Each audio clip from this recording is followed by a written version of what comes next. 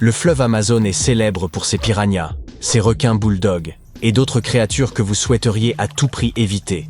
Mais il existe des cours d'eau encore plus périlleux à travers le monde. Le fleuve Congo, le plus profond d'entre eux, atteint des profondeurs telles que la lumière du soleil ne parvient pas à pénétrer dans certaines sections.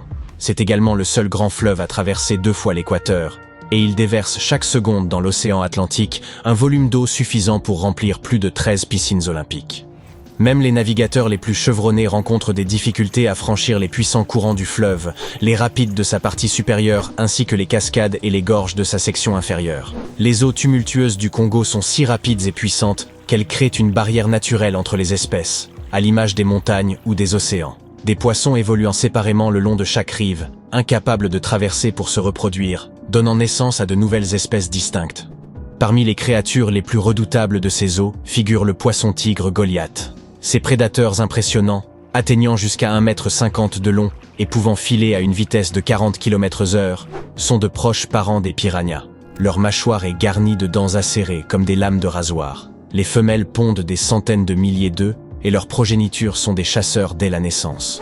Cette créature est digne d'effroi. C'est le seul poisson d'eau douce en Afrique connu pour attaquer les crocodiles, et même parfois les humains. Inutile de dire qu'il vaut mieux éviter de nager dans ces eaux. Tout au long du fleuve, on trouve des jungles denses et une faune affamée, composée notamment de serpents et d'hippopotames particulièrement agressifs. Malgré ces dangers, le fleuve est un axe de transport essentiel d'Afrique centrale. Les barges qui y naviguent pendant des semaines accueillent souvent jusqu'à 2000 passagers et chavirent de temps à autre. Selon le folklore local, un autre danger pourrait rôder, celui qui arrête le cours des rivières. Cette créature, décrite comme un animal semblable à un dinosaure, vivrait dans le bassin du fleuve Congo.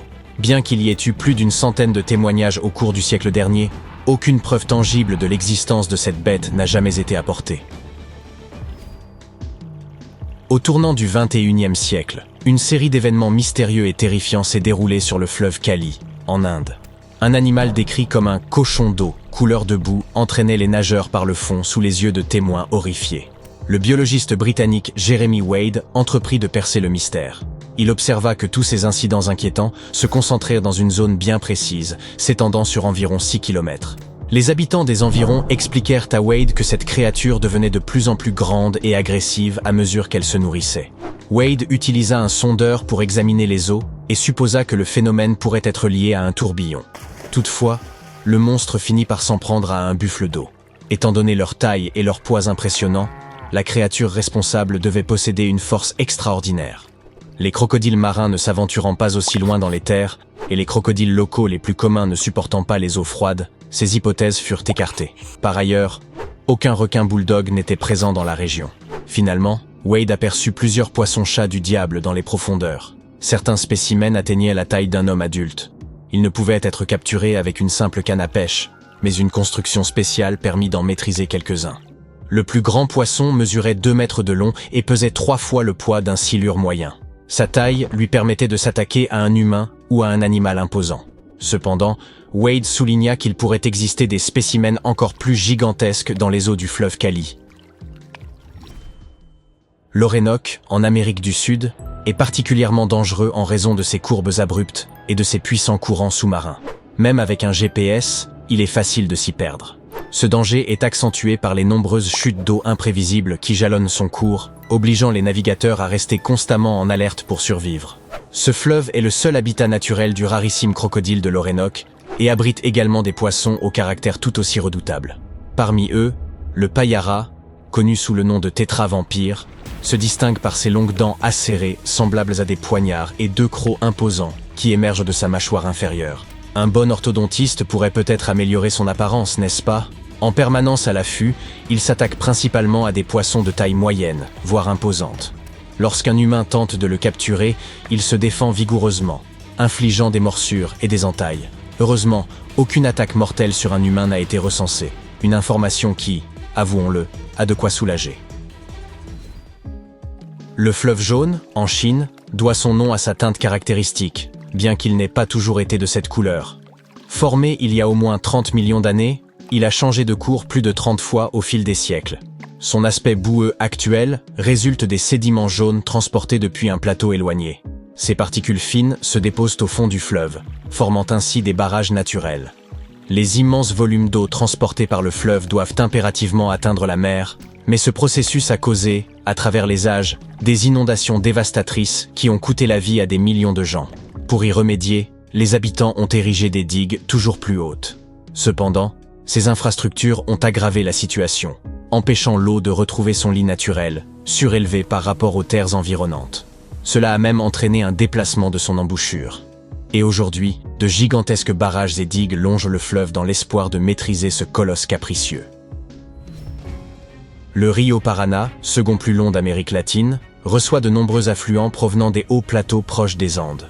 Pendant la saison des pluies, les eaux s'écoulent en masse, créant des conditions idéales pour un habitant redouté, le piranha.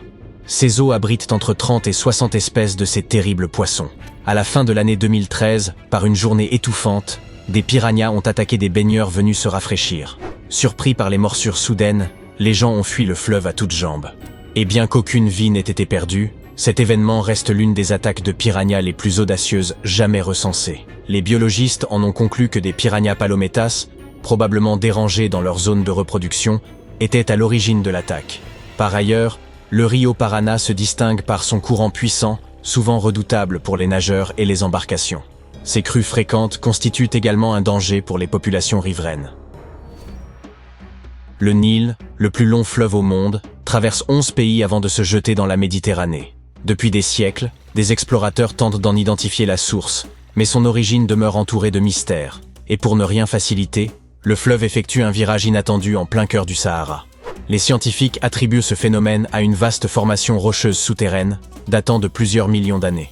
Le Nil a été, à travers les âges, une voie navigable essentielle pour de nombreuses civilisations, mais il est aussi le foyer de redoutables prédateurs.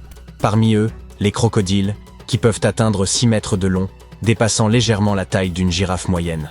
Ces créatures impressionnantes, capables de sprinter à près de 50 km/h sur la terre ferme, causent la mort de plusieurs centaines de personnes chaque année. Les hippopotames, également présents dans le Nil, s'attaquent parfois aux embarcations, et des serpents venimeux comme le mamba noir ou le cobra égyptien ajoutent à la diversité.